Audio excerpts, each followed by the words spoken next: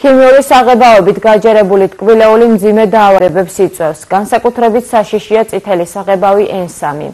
ამ ფერის ტკბილეული, კანფეტები, ჟელიბონი, ზეფირი, წვენები განსაკუთრებით მიმზიდველი არის ბავშვებისთვის. არადა კვლევებით დადასტურდა, რომ საღებავი N3 ნავთობისგან მზადდება და სხვადასხვა დაავადებას იწვევს.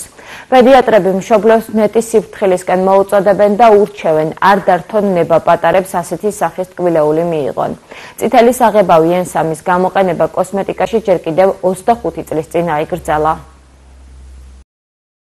ეს არის ძალიან საშიში ქიმიური საღებავი, რომელიც გამოიყენება ლითონის, მანქანის ნაწილების დამუშავების დროს და შეიცავს ძალიან მავნე ნივთიერებებს, როგორიც არის ქსილენი, ტოლუოლი, ძალიან საშიშია და აუცილებლად უნდა გაითვალისწინონ მშობლებმა, რომ ეს მსგავსი ფერადი ესეთი დამატკბობელი საშუალებები, როგორიცაა ჟელიბონები, სხვადასხვა ფერადი კანფეტები, აუცილებლად უნდა მოარიდონ და არ შეიძინონ ჩატარდა ტყუის გამოკვლევა ბავშვებში და აღმოაჩნდათ ბავშვებს რაღაცა ზომაზე მეტი რაოდენობის ტყუია და ესეც არის ძალიან დამაფიქრებელი.